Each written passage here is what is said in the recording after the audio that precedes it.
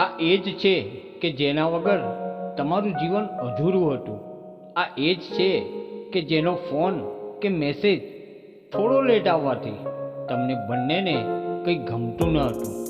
ને અત્યારે તમારા બે વચ્ચે આ જે મંદુક ઊભું થયું છે ને, એ તો તમારા બંનેની એ વાતની પરીક્ષા લેવા આવ્યું છે કે શરૂમાં તમે એકબીજાને જે પ્રેમભરી વાતો કરતા હતા એમાં ખરેખર પ્રેમ હતો કે પછી એ ખાલી વાતો જ હતી.